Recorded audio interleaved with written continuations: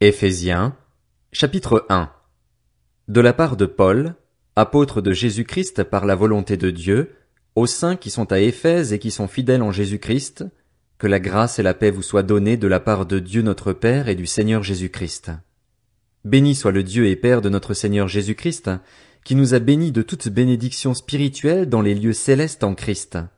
En lui, Dieu nous a choisis avant la création du monde pour que nous soyons saints et sans défaut devant lui. Dans son amour, il nous a prédestinés à être ses enfants adoptifs par Jésus-Christ. C'est ce qu'il a voulu, dans sa bienveillance, pour que nous célébrions la gloire de sa grâce, dont il nous a comblés dans le bien-aimé. En lui, par son sang, nous sommes rachetés, pardonnés de nos fautes, conformément à la richesse de sa grâce. Dieu nous l'a accordé avec abondance, en toute sagesse et intelligence. Il nous a fait connaître le mystère de sa volonté, conformément au projet bienveillant qu'il avait formé en Christ pour le mettre à exécution lorsque le moment serait vraiment venu, à savoir de tout réunir sous l'autorité du Messie, aussi bien ce qui est dans le ciel que ce qui est sur la terre. En lui nous avons été désignés comme héritiers, ayant été prédestinés suivant le plan de celui qui met tout en œuvre conformément aux décisions de sa volonté pour servir à célébrer sa gloire, nous qui avons par avance espéré dans le Messie. En lui vous aussi, après avoir entendu la parole de la vérité, l'Évangile qui vous sauve, en lui vous avez cru et vous avez été marqués de l'empreinte du Saint-Esprit qui avait été promis. Il est le gage de notre héritage en attendant la libération de ceux que Dieu s'est acquis pour célébrer sa gloire. C'est pourquoi moi aussi, après avoir entendu parler de votre foi dans le Seigneur Jésus et de votre amour pour tous les saints, je ne cesse de dire toute ma reconnaissance pour vous lorsque je fais mention de vous dans mes prières. Je prie que le Dieu de notre Seigneur Jésus-Christ, le Père de gloire, vous donne un esprit de sagesse et de révélation qui vous le fasse connaître. Je prie qu'il illumine les yeux de votre cœur pour que vous sachiez quelle est l'espérance qui s'attache à son appel, quelle est la richesse de son glorieux héritage au milieu des saints et quelle est l'infinie grandeur de sa puissance qui se manifeste avec efficacité par le pouvoir de sa force envers nous qui croyons. Cette puissance, il l'a déployée en Christ quand il l'a ressuscité et l'a fait asseoir à sa droite dans les lieux célestes, au-dessus de toute domination, de toute autorité, de toute puissance, de toute souveraineté et de tout nom qui peut être nommé, non seulement dans le monde présent, mais encore dans le monde à venir. Il a tout mis sous ses pieds et il l'a donné pour chef suprême à l'Église qui est son corps, la plénitude de celui qui remplit tout en tous. Éphésiens, chapitre 2. Quant à vous, vous étiez morts à cause de vos fautes et de vos péchés, que vous pratiquiez autrefois conformément à la façon de vivre de ce monde, conformément au prince de la puissance de l'air, de l'esprit qui est actuellement à l'œuvre parmi les hommes rebelles. Nous tous aussi, nous étions de leur nombre. Notre conduite était dictée par les désirs de notre nature propre, puisque nous accomplissions les volontés de la nature humaine et de nos pensées, et nous étions, par notre condition même, destinés à la colère, tout comme les autres. Mais Dieu est riche en compassion. À cause du grand amour dont il nous a aimés, nous qui étions morts en raison de nos fautes, il nous a rendus à la vie avec Christ. C'est par grâce que vous êtes sauvés. Il nous a ressuscités et fait asseoir avec lui dans les lieux célestes, en Jésus-Christ.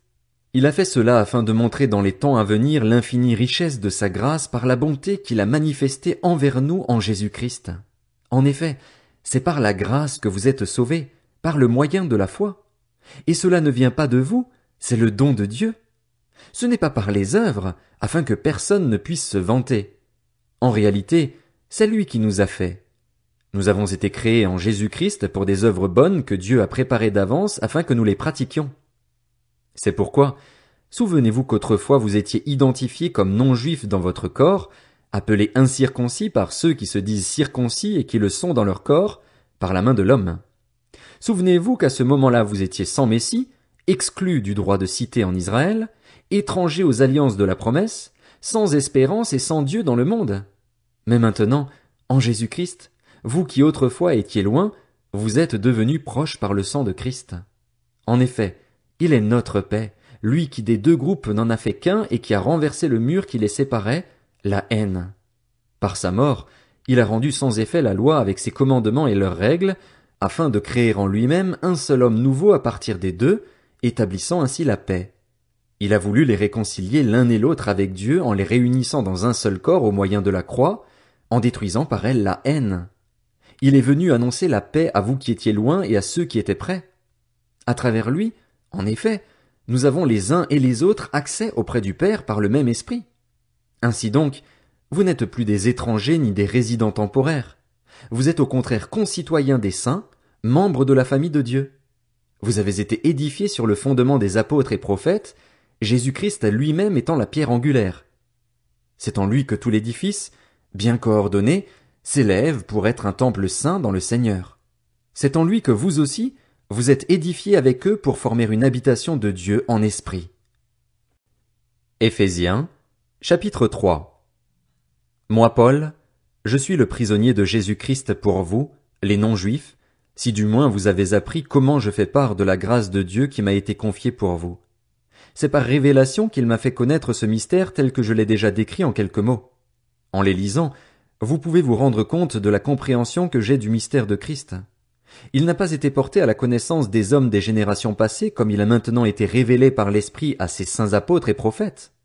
Ce mystère, c'est que les non-juifs sont cohéritiers des juifs, qu'ils forment un corps avec eux et participent à la même promesse de Dieu en Jésus-Christ par l'Évangile. J'en suis devenu le serviteur conformément au don de la grâce de Dieu qui m'a été accordé en raison de l'efficacité de sa puissance. Moi qui suis le plus petit de tous les saints, j'ai reçu la grâce d'annoncer parmi les non-juifs les richesses infinies de Christ et de mettre en lumière pour tous les hommes comment se réalise le mystère caché de toute éternité en Dieu qui a tout créé par Jésus-Christ.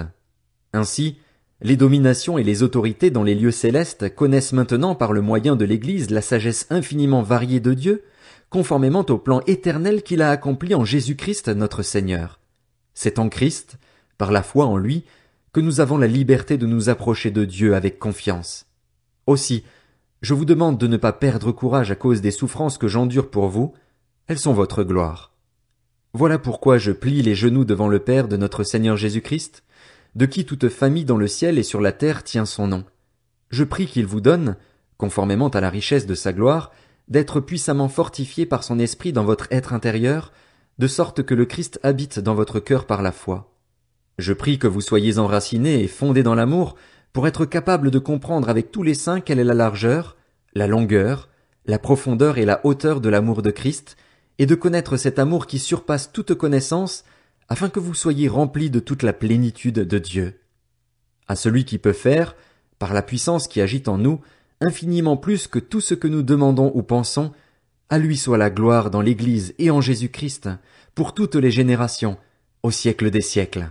Amen.